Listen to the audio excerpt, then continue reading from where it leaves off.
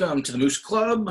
Before we get started, please be sure to follow all of our social media platforms at Moose Club Pod, and you can find us on Spotify by searching the Moose Club. All right, so it's been a minute since we talked about Corona. It died down there for a little bit, seemingly at least, but now it's just seems to be back or back on the increase. Couple things I saw today was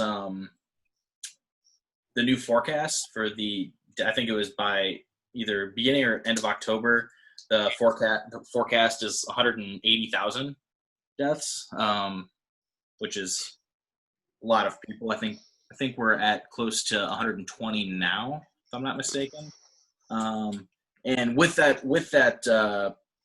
that new forecast, I saw that if there was a universal face mask order, across the country, that could save up to as many as 33,000 people. But for some reason, people just don't want to wear masks for whatever reason. So Joe, what do you think with Corona and its kind of its comeback and just the kind of the rise of cases in a lot of these states? So I had a real long discussion with my brother today, who's pretty knowledgeable of politics, and the fact that we're still like entertaining the idea of like, hey, we're trying to intermittently reopen right now. The fact that we're still working on that like ladder is absolutely ridiculous. Like, I mean, these cases are exploding, and it's not just due to more testing. Like, hospitalizations are up, ventilator use is up. We're down to, again, eliminating elective surgeries in hospitals in most areas, populated areas. Like, we need to start taking this serious, and people just aren't. Like, I mean, to quote you, Kyle, a couple weeks ago, it looks like, when I go out, like this morning I went to Walmart and I had a mask on, and like people were still like, they were looking at me like I was crazy. Like, and like you said, and I think the common misconception about masks is like, hey, this isn't going to save me. The point of masks aren't to save you. It's that if you are asymptomatic and you are spreading this disease, like a mask helps protect other people. Like, people have to buy in to make this work. And if nobody's going to buy in, like, we're going to continue to see this explosion in cases and, subsequently more deaths. And I mean, the 250,000 deaths is looking like that's going to be very real if we keep going this direction. Yeah, definitely. It's super interesting. I think I saw today that in Florida, in South Florida, not just the whole state of Florida, just in South Florida, which obviously a lot of people live in South Florida, but I saw that in the last 3 days in South Florida, there have been more confirmed cases than in the entire country of South Korea throughout the entire duration of coronavirus, which, again, Florida was one of those states that kind of opened up early and weren't really taking it all that serious. So I guess that's not entirely surprising. And then I also saw that with this second wave, even though the CDC is saying this is still the first wave, it's not a second wave, that a larger percentage of the cases are occurring in younger people this time. So that's something that's interesting and also scary. So we'll see. But Bork, what do you think with just, the recent spike and everything? And obviously California is one of the states, but it largely seems to be for the most part, Republican-controlled states. I don't know if that's coincidence. I think probably not. But what do you think? Well, you really have now. It's unfortunate because we've already started, and unfortunately, a lot of those states, they never really were too shut down to begin with. So, it's tough to pin the spike necessarily to reopening. I would think in some states, not necessarily across the board, but I mean, there's just no who is out there making the case that we should be slowing down the reopenings, or really we need to be staying inside until we kind of the arbitrary dates that we've set don't really mean anything until there's some sort of like vaccine that's widely available to give to everybody to really minimize the spread. Because I mean, unless you're willing to really significantly increase testing, which, there's already some pushback to just testing people right now for political reasons. But then you also have to set aside enough money to then treat all of these people one way or another. So there's no really good solution to tamping down this, surge, I guess, because you hear the second wave, I've heard the same thing. Second wave isn't right. It's just spiking again, essentially, this first wave. So you have all of that, and the backdrop of the quarters for the numbers for unemployment came out, and another 1.5 million people filed for first time unemployment from last month. So that's going on, and the economic numbers are showing what looks like a 5% forecast downward for the previous quarter than what was initially expected, essentially. Right. And that's what they were thinking, and they were kind of joking that they think that's bad. Just wait till we see what happens, like April, May, and June, essentially, or whatever it would be. Right. I thought I saw something else that I thought was kind of interesting, that the director of the CDC said that for every 1 case, basically 1 in 10 cases are being detected right now, is their estimate. So, for every one person that, is tested positive for corona, there's 9 other people that have it that we don't know about. Which it makes sense if we're seeing this spike. I mean, that makes perfect sense as to why, we might be seeing this spike. What, we'll kind of finish on this, but what do you think, what was the point of doing the initial lockdowns and restrictions and stuff if we weren't going to see it through until, you know what I mean? Like, why even bother in the first place to do this stuff? I get it was to, kind of, flatten the curve and whatnot. And by the way, if you look at us compared to everybody else, we're like going in the opposite direction of pretty much everybody else on the trend of cases. But I don't know. I don't like why. What was the whole point of closing down restaurants and stuff if you're just going to open it back up again and before it's safe to do so? I mean, it really has proven to be a pointless measure.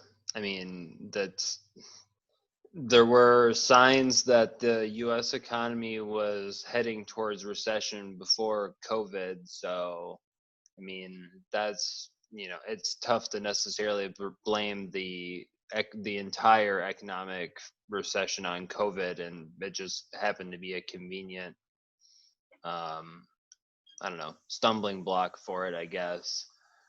But I mean, at this point, that's what it really comes down to, is that we bought our healthcare system, which is by far the worst one to handle something like this in the world, a few more months, not a ton of time.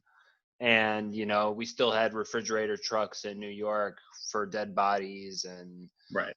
all the things that you hear in the news stories, and that started to subside. So oh, we're good here, no problem. Well, unfortunately, the tyranny of now, that we have to live in the constant present, we don't realize that, oh wow, New York 2 months ago, that could be here now. Well, better go outside. Right. No measures need to be taken now because I'm already outside. I've got my feet wet already now, so I'm good to go. Sure. And it's unfortunate. And what the result of that'll just be a huge increase in the cases and resulting deaths from it. Yeah, I think I mentioned this in one of our posts on the Moose Club Facebook page the other day about kind of the message this sends from a national security perspective to the Russias and the Chinas and the North Koreas of the world of like, I mean, they have to be looking at how we've handled this situation and be thinking, wow, the U.S. is incredibly susceptible to chemical warfare. Like they can't handle a pandemic. Like they're just completely inept at how they've tackled this process. Like why would they look at how we've handled this and think anything else, think otherwise? Like it's right. It's so bad. Yeah, the worst conspiracy theorist version of this is that this is a Chinese manufactured flu. How did the US handle it? Holy shit, we need to be pumping these things out every other day. Like, Right. I mean, you just can't imagine such a, hey, go outside, wash your hands, wear a mask, and things are going to be great, but we'll soldier on through kind of thing. And they can't even get their people to do that anymore. Oh my gosh. Paper tiger. Yeah, finishing up with what Bork's saying on this topic, like even the worst conspiracy theories are like stuff that we can't even like do, like, you know what I mean, or prevent. Like China purposely doing this is not what happened. Yes, China is responsible for a lot of things that went down in this escalation of this pandemic, but like even trying to mitigate those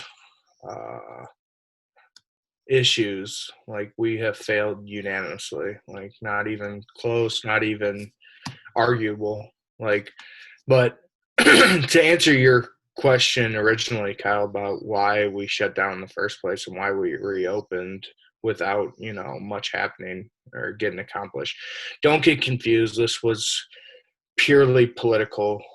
Trump is going to struggle with re-election, and the only prayer he has is if the stock market revamps, and he's going to do whatever he can do to make it look like he has made a strong economy. And don't put it past him to send out a stimulus bill on November 1st to sucker more people in on a strong economy.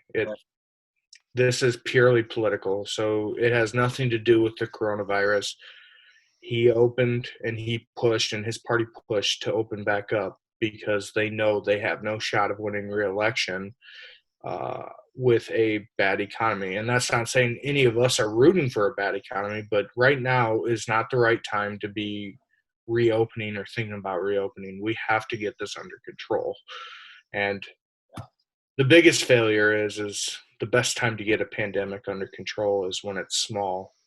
Right. For example, the Obama response to Ebola, like you take care of it before there's an outbreak. Right. No, I agree. Yeah, it's interesting. It'll be interesting to see how it plays out in the the coming weeks and months. Okay, let's switch gears here a little bit, and let's talk about police reform. Obviously, following the death of George Floyd and all the protests, and there's quite a bit of a loud calling for just large systematic change with how police officers conduct business. I saw that in the Senate, the bill sponsored by Tim Scott, right? Was that who was the bill? It failed. I think it had 56 votes. It had to have 60. Yeah, it's interesting. I mean, there's the two bills are between the Republicans and Democrats are there's I mean they're very I think they want to move towards the same goal kind of, but like the Democrats want a nationwide ban on chokeholds. Republicans want to leave it up to they want to incentivize states, getting rid of it. The Democrats want to have a national registry for police misconduct, and the Republicans want to leave it up to a state by state basis, which is to each their own, I guess. But Joe, what do you think in regards to not only the bill failing in the Senate, but the likelihood of? I guess it's not likely that anything's going to get passed now this year until after the election. But what do you think? I think it's incredibly irresponsible to think that each state is going to take the initiative of, banning chokeholds and just incentivizing the police not to do it. I also think tracking or a database with the police misconduct, if, we'll go out on a limb here and say Alabama doesn't follow this database. If some officer does something atrocious in Alabama and gets fired for it, which really would have to be something special, he could move to Louisiana, and these, presumably the way the government usually works, these contacts and these databases wouldn't talk to each other, and these same cops can go throughout many different databases without drawing attention. I think one of the biggest reasons why this bill failed, the Republican bill failed, was they could not agree on qualified immunity, which it's hard to, first of all, it's hard to convict a police officer of any wrongdoing. But if you create an airtight environment around him and his coworkers where none of them will, discuss anything that comes down looking bad on their coworkers, like, you're not trying to be serious about police reform. And this comes from the same ideology that says good cops hate nothing more than a bad cop. Well, if good cops hated bad cops, why would they be so scared to end qualified immunity? It's the same thing it's always been. This bill by the Republicans was ran out by a figurehead that the Republican establishment tried to set as a good person to lead this bill, and was virtue signaling to African Americans in the U.S. And the bill really doesn't do anything but say, hey, this is all up to the states, which that's not a leadership federal government. Federalism, bro.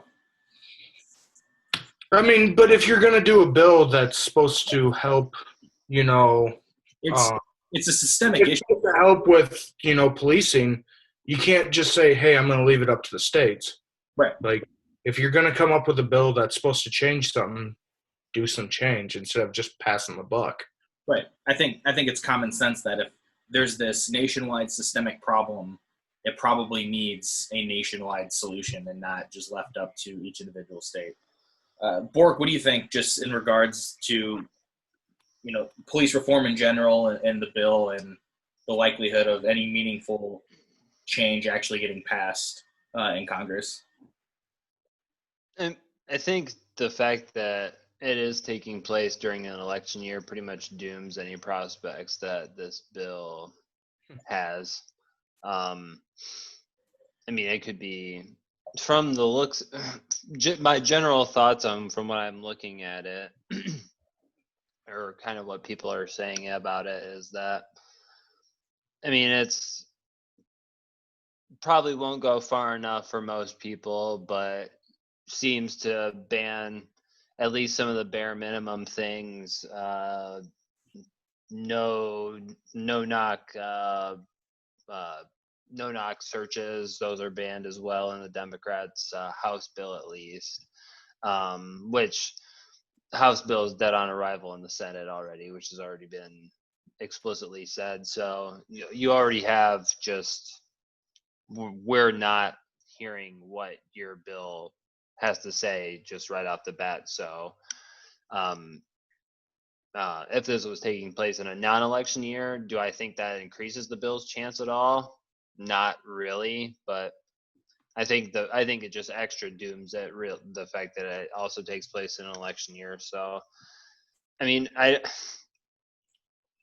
like what direction do I think it goes from here? I mean, I think you'll just hopefully you will have to see some action at a local level, because if you're really looking to see some sort of action now, that's the only level that you're going to see it happening at. Because if you're looking for Congress to lead the way, I have some really bad news for you on the state of Congress for the past 20 years.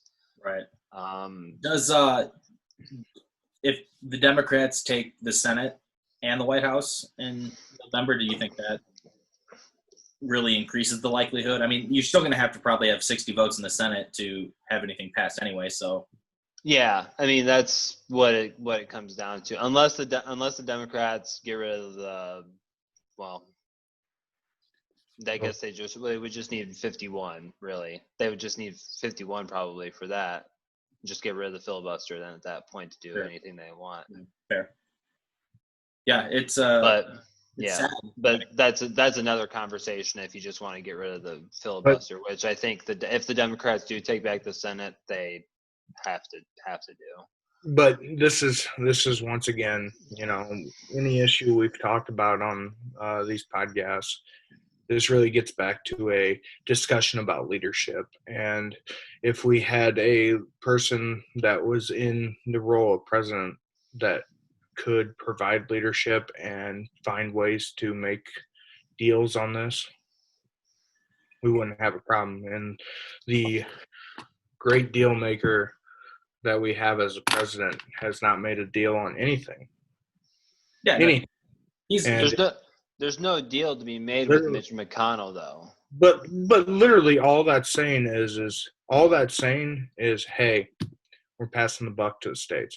And I disagree with the Mitch McConnell thing. I think anything that's been proven for the last 3.5 years is Trump owns that Republican Party. Right, I'm talking about if the Democrats win in November. Yeah, obviously. Oh no, I'm talking about Trump. Trump can do McConnell and Trump can do whatever they want, but if you were trying to this is the number one thing I don't understand about Trump is like his big weakness is he can't lead. Well, this bill is once again showing he has no leadership qualities, because if 75-80% of Americans are calling for something, like, you have to get something done. You can't just say, hey, I'm going to pass the buck to the states. Like, you need to get something done. And yes, just like the critique on Obama, like, you need to work with Congress. And sometimes, divvying up the pork is not the sexiest thing ever, but you need to go do something.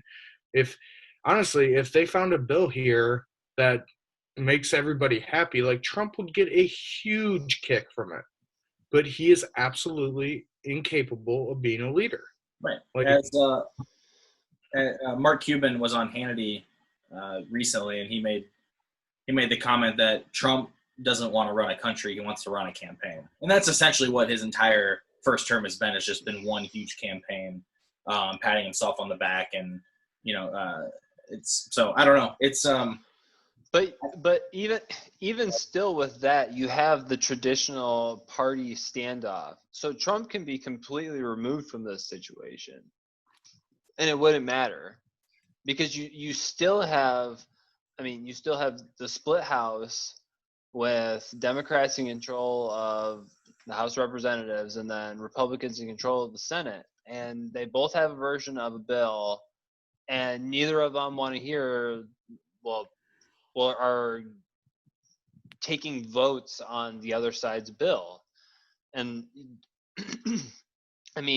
I guess Trump could go down there and bang heads together and tell them to get a bill, but like that isn't. He could provide that leadership, but like that's not what he's. It's not that he's incapable of it. It's just like that's not what they're looking to do right now. They're not Right. looking to cut a deal. They're not looking to split a win with the Democrats. And like you can say that that's a tactical decision on their part. I agree, it's probably not a good one, but that's obviously that's just the route that they are electing to go in, because they could do the bare minimum stuff here, but they're choosing not to. Right. Not because he can't lead, they're just deciding not to. Well, I think that I mean, I agree with what you're saying, but to a point, but like, yes, I think, in my opinion, it is a failure to lead.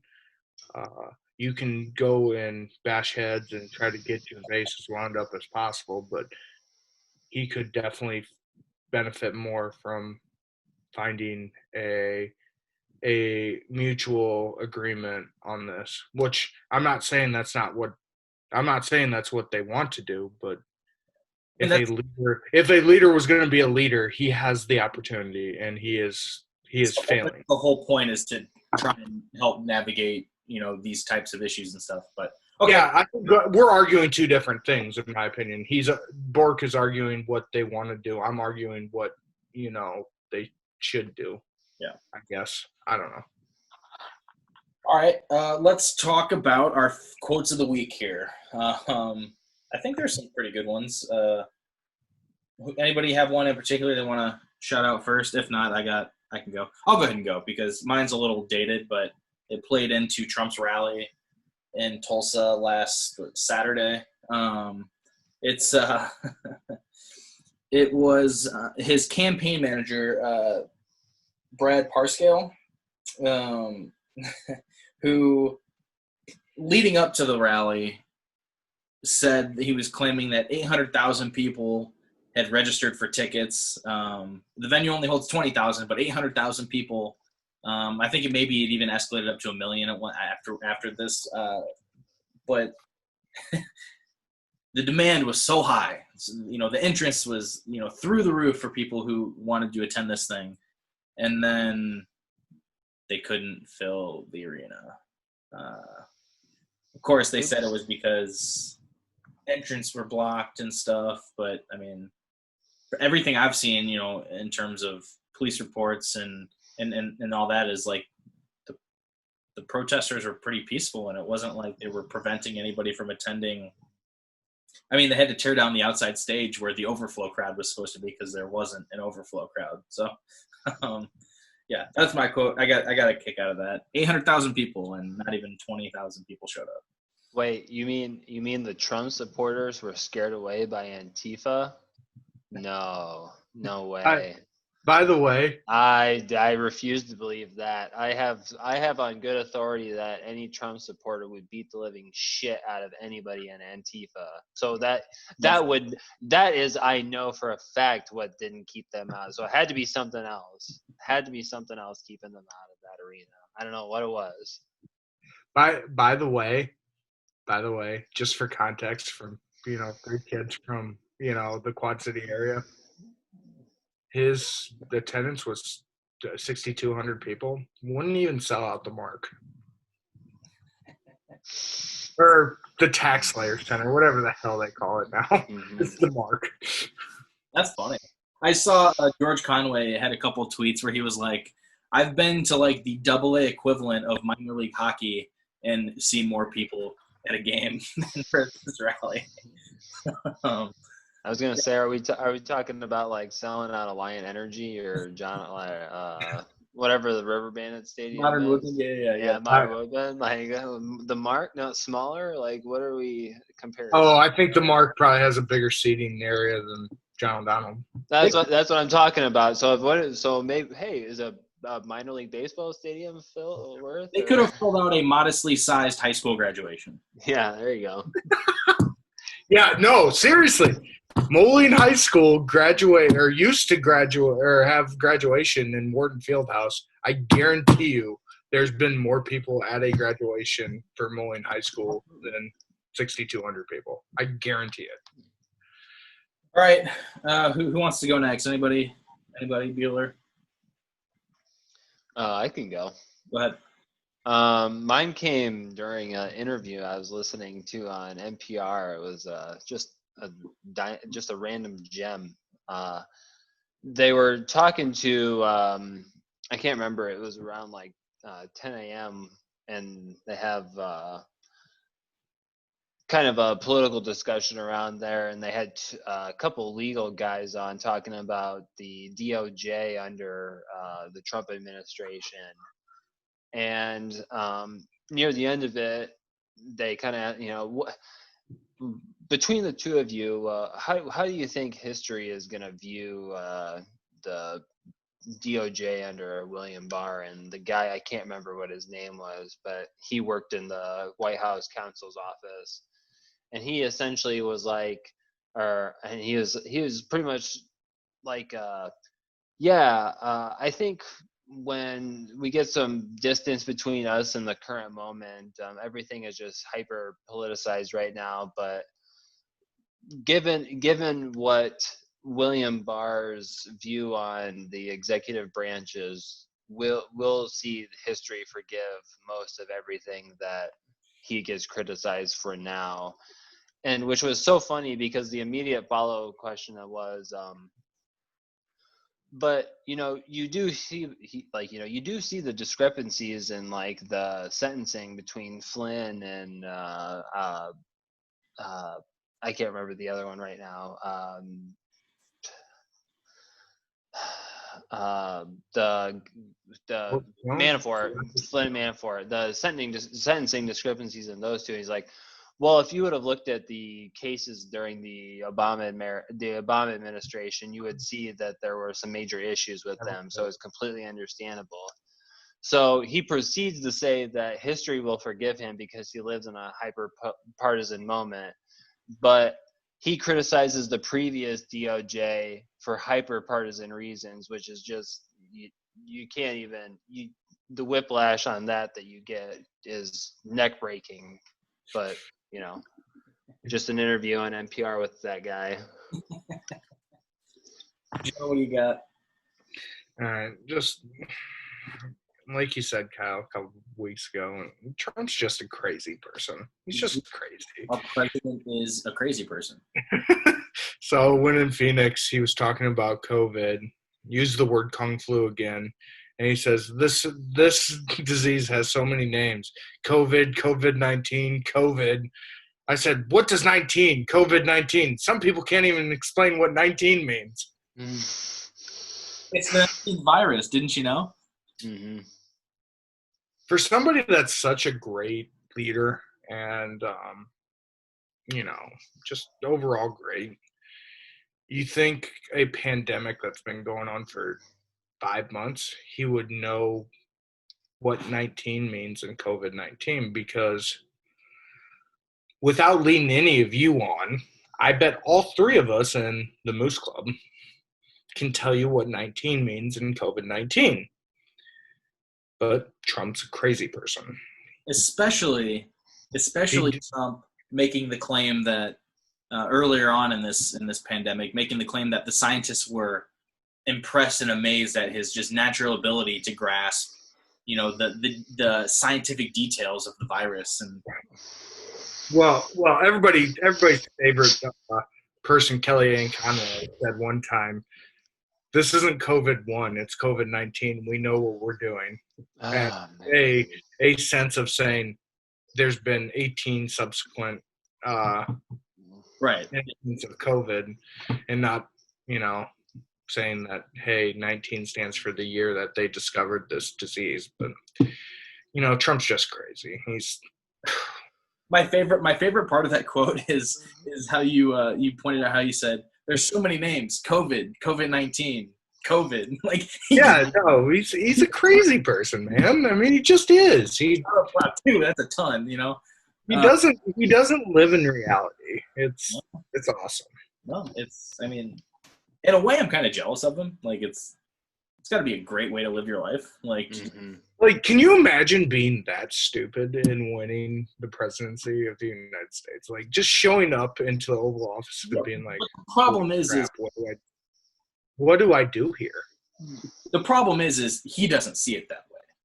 He sees himself as the most qualified person ever to win the presidency. That's the issue.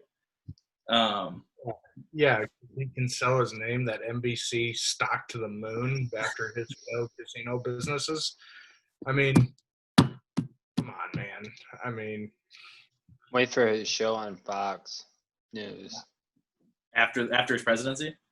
Oh my goodness, that I would. I'm ready for it. no, he's going to create a totally different news network, and it's going to be awesome.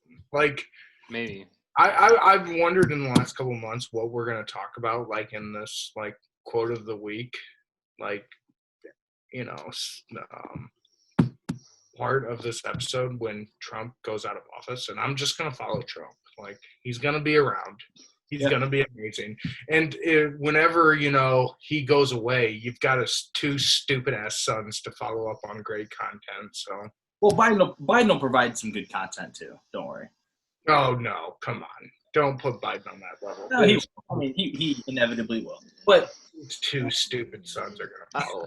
I also like to imagine the like Jerry Springer style Donald Trump television set where it's like rally only paid studio audience style. Yeah, you he's know, not president anymore. Yeah. like mhm, mega church pastor style, like just like yeah. I never thought of exactly. that. He's just up there. Mm-hmm. He's totally going to keep doing rallies even when he's not president, isn't he? absolutely. Oh, my God. He's a crazy person, man. He's Mhm. nuts. Absolutely. All right. Life coach. Right. Like, follow, subscribe. Yes, all of our social media, Twitter, Instagram, Facebook, YouTube, Moose Club Pod. And then look for us on Spotify by searching the Moose Club. All right. Thank you.